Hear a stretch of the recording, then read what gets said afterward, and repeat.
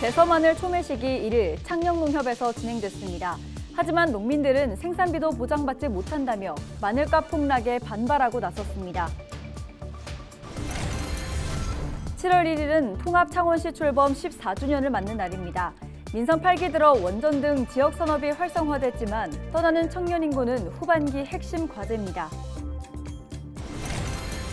민선 8기 김해시정이 어느덧 반환점을 돌았습니다.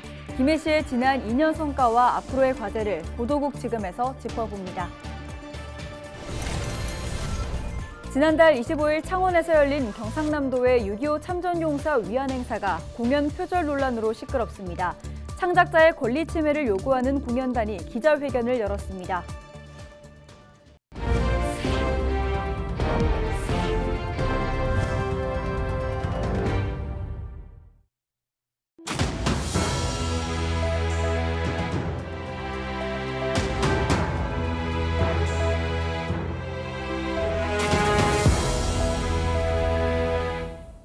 시청자 여러분 안녕하십니까? 헬로티비 경남뉴스입니다. 전국 최대 마늘 생산지인 경남 창녕에서 1일 대서마늘 초매식이 열렸습니다. 농민들에겐 이날 열린 첫 경매로 올해 마늘값이 좌우되는 가장 중요한 날이기도 했는데요. 하지만 농민들은 최저 생산비도 보장받지 못하는 금액이 측정돼 크게 반발했습니다. 전주현 기자의 보도입니다. 전국에서 생산된 마늘이 다 모인 창녕농협 농산물 공판장. 농민들이 소중하게 키운 마늘을 길에다 뿌리고 발로 밟습니다. 최저 생산비도 보장받지 못하는 마늘값 때문입니다. 이 혼란은 결국에는 우리 농민들만 손해를 보는 방향으로 나아가고 있는데 왜 정부가 뒷짐지고 가만히 있느냐. 이것은 정부하고 유통업자들하고 따라간 게 아니겠습니까?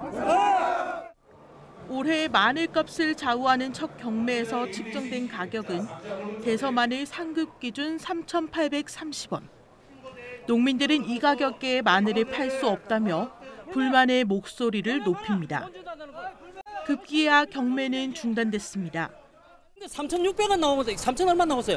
그래 나오면 우리가 마이너스 돼요. 그럼 못 먹고 살아요. 그러면 소비자는 뭐 봉이고, 우리 생산자는 왕이고 소비자는 생산자는 우리 주우란 말입니까? 그건 안 되잖아. 그러니까 우리 생산자도 살아야 되잖아. 그런데 지금 4,000원 이상이 나와야 되는데 3,600원 나오면 왜 먹고 살으라고? 못 먹고 살잖아요. 그래서 이걸 불매해야 되고 팔 수가 없죠. 이건 안 맞아요.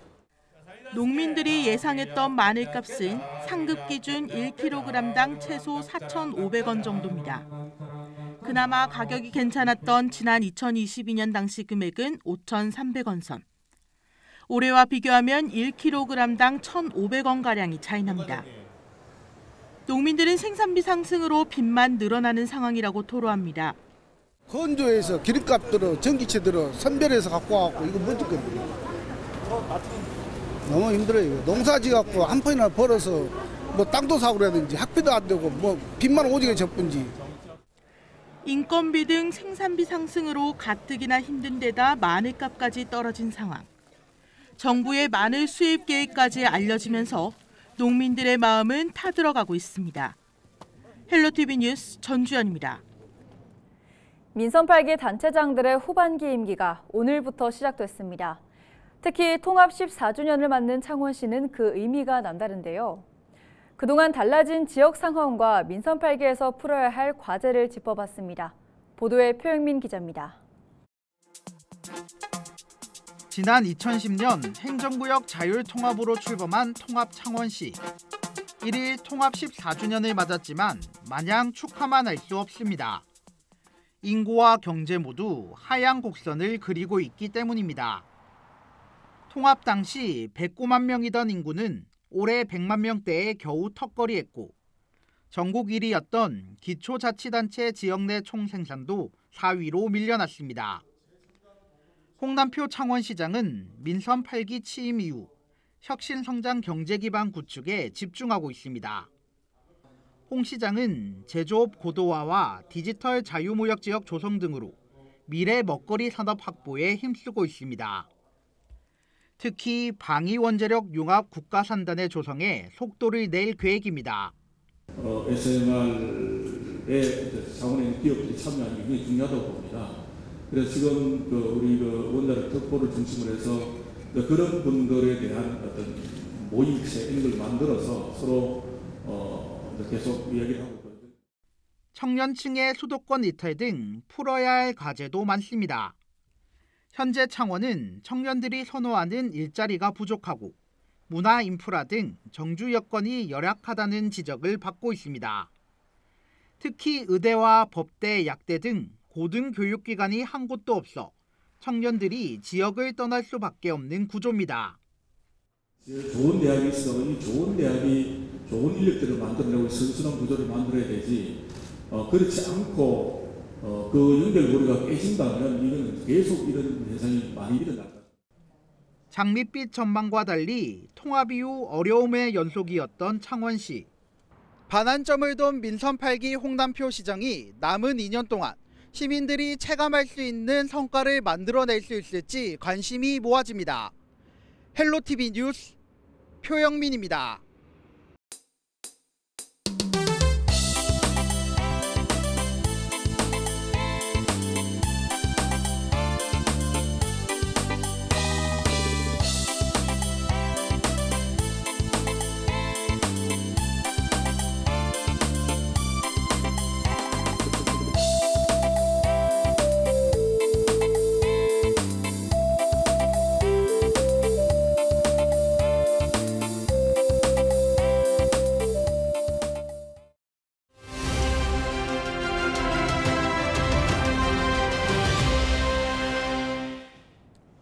민선 8기 김해 시장이 어느덧 반환점을 돌았습니다.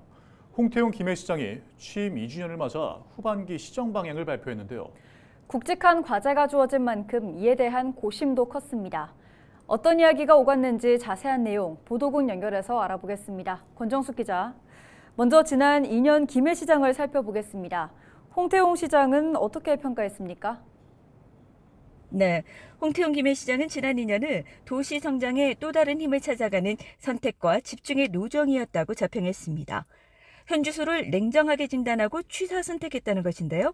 그렇게 지난 2년간 투자 유치 실적은 4조 6천억 원으로 역대 최대 규모를 달성했습니다. 대성동 고분군의 유네스코 세계유산 등재도 이뤄냈고요. 지역의 바람인 공공의료원은 도립 동부 공공의료원 설립 계획으로 이끌어냈습니다. 대한민국 탄소 중립의 선두에도 나섰고 젊고 역동적인 이미지를 위해 시의 상징물도 새롭게 내놓았습니다. 현재 홍 시장의 공약 이행률은 30%입니다. 네, 당장 올해 김해에서는 전국체전과 같은 빅 이벤트도 열리고요. 또 챙길 현안도 있습니다. 이에 대한 방향도 제시가 됐을까요? 그렇습니다. 전국체전을 4개월에 앞두고 지난달 주 경기장이 될 김해종합운동장의 옹벽 일부가 붕괴되고 공사업체가 법정 관리를 신청하며 우려를 낳았는데요. 운동장 공사는 이달 둘째 주쯤, 옹벽은 8월 중 완료가 될 것으로 보여 홍 시장은 체전 진행에는 무리 없을 것이라고 밝혔습니다. 김해 고용노동지청 유치 문제도 있는데요. 홍 시장은 김해 사업소 형태로 행안부와 지청이 협의를 이끌어서라도 시민 불편을 해소하겠다고 구상하고 있습니다. 또 국제행사를 위한 컨벤션 센터 건립 필요성에 대해서는 구체화되지는 않았지만 대형 학회나 행사를 치를 수 있는 중급 규모의 가능성을 살펴보고 있다고 전했습니다. 네, 민선 8기 반환점을 돌았는데 김해에는 역량을 결집해야 할 굵직한 과제들이 남았습니다. 해결 방안도 제시됐습니까? 네, 그렇습니다. 남은 과제들은 김해의 미래 먹거리와 지역 정체성과 직결되어 있습니다. 이홍 시장은 이를 10대 현안으로 분류해 추진을 약속했는데요. 가장 먼저 꼽은 것은 바로 동부가 물류 플랫폼입니다. 또 신성장 산업을 위해 2028년까지 미래자동차 클러스터 완성도 계획했고요. 글로컬 대학 유치, 가야 고분군 세계유산 통합관리기구와 2027년 글로벌 도시 관광진흥기구 총회도 유치를 밝혔습니다. 부산 마산 복선전철 조기 개통, 내년 8월까지 신월역은 조기 준공 등 교통망 구축 계획도 발표했는데요. 관건은 지자체 힘만으로는 어려운 사업이 많다는 점입니다. 홍 시장의 임기 내 84%의 공약 이행을 목표한 만큼 남은 기간 지역 정치권 등과 어떤 노력으로 성과를 이룰지 그 여부는 지켜봐야겠습니다. 네, 여기까지 듣겠습니다. 지금까지 보도국 권정숙 기자였습니다.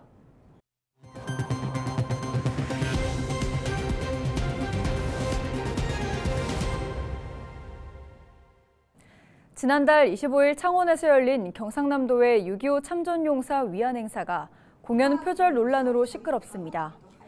경남 지역 예술인 30여 명이 모여 만든 사단법인 충무민군 나라사랑 공연단은 1일 경남도청에서 기자회견을 열고 경남도가 주최한 행사에서 공연을 한 A단체가 본인들의 기획 프로그램을 무단 도용했다고 주장했습니다. 특히 사전에 전화통화에서 A단체 대표는 표절 사실을 인정했고 경남도 관계자도 알고 있었지만 시일이 촉박해 공연을 강행했다고 말했습니다. 나라사랑 공연단은 창작자의 권리를 침해하고 무도한 베끼기는 살인과도 같은 일이라며 해당 A단체 대표와 경상남도를 저작권법 위반과 직무유기로 고소했습니다. 경상남도는 이번 사태와 관련해 향후 법원의 판결로 표절 여부가 확정된다면 보조금 환수 등 법적 조치를 취할 것이라고 입장을 전했습니다. 창원시가 마산 국화축제 명칭에 가고파를 다시 넣기로 하자 민주화단체가 반발하고 나섰습니다. 이들은 가고파는 군부 독재 정권에 협력한 노산 이응상의 가곡을 연상케 한다며 지역에서 오랜 논란을 빚고 있는 명칭을 사용하지 말라고 창원시에 요구했습니다. 또 명칭 환원 과정에서 시민과 주관단체의 의견도 배제됐다고 지적했습니다. 해명에 나선 창원시는 가고파는 가고파다라는 중의적 의미가 있는 단어로 한국인의 정서와 향수까지 담은 문화적 자산이라고 설명했습니다. 경남에서도 요양보호사의 처우를 개선해야 한다는 목소리가 커지고 있습니다. 민주노총 서비스연맹 돌봄노조 경남지부는 1일 경남도청에서 기자회견을 열고 2008년 7월 1일부터 노인 장기요양 보험제도가 도입되면서 현업에 종사하는 요양보호사가 전국에서 현재 65만 명에 육박한 상황이라고 밝혔습니다. 그러면서 빠른 고령화 속도에 2027년에는 약 7.5만 명의 요양보호사가 부족할 것으로 전망되지만 정작 요양보호사의 처우는 16년 전이나 지금이나 달라지지 않았다고 말했습니다. 이들은 돌봄노동의 가치를 인정해 요양보호사에게 호봉제를 도입하고 인력을 확대해야 한다고 주장했습니다. 박완수 경남도지사가 민선 8기 반환점을 맞아 후반기 첫 시작으로 도민들과 만났습니다. 1일 오전 경남도청 대회의실에서 함께 여는 도민 행복시대를 주제로 한 도민과의 대화가 열렸습니다. 농업과 의료, 관광, 문화예술 등 각계각층 80여 명의 도민이 참여했습니다. 이들은 경남도의 지역 문화예술인을 위한 지원, 마약 예방교육 확대, 농가 난방비 지원, 저출산 난임 문제 해결 등을 건의했습니다. 박 지사는 이 자리에서 지난 2년간 지역경제 제도약의 확실한 기반을 다졌고 후반기 도정은 힘들고 어려운 도민의 행복에 초점을 맞춘 복지 시책을 적극적으로 펼쳐나갈 계획이다라고 밝혔습니다. 수사 정보를 유출한 의혹으로 검찰 수사를 받던 부산경찰청 소속 수사관 A 경감이 구속됐습니다. A 경감은 부산 지역 중견건설업체 사주 일가 비자금과 로비 사건과 관련해 내부 수사 정보 등을 누설한 혐의를 받고 있습니다. 검찰은 구속에 앞서 지난달 A 경감이 소속된 부서를 압수수색하는 등 강제 수사를 벌여왔습니다. 이 사건은 지역 중견건설업체 사주 일가의 경영권 다툼 과정에서 수십억 원대 비자금 조성과 금융권과 관가 등을 대상으로 로비 의혹이 드러나 동부지청에서 수사를 진행하고 있습니다. 부산국제어린이 청소년 영화제 티켓 예매가 1일 시작됐습니다. 올해 영화제는 개막작 별의 메아리를 포함해 총 34개국 113편의 작품이 준비되어 있으며 이 중 80편이 국내에서 처음으로 관객들을 만납니다. 티켓 예매는 영화의 전당 누리집에서 할 수 있으며 상영 시간표 및 상영작 안내는 부산국제어린이 청소년 영화제 누리집에서 확인할 수 있습니다. 행사 기간 영화의 전당 야외극장에서 상영되는 달빛극장 부문 작품과 중구 동시개최 상영작은 무료로 관람할 수 있습니다. 제19회 부산국제영화제는 오는 10일부터 14일까지 열립니다. 이상으로 뉴스를 마칩니다. 고맙습니다.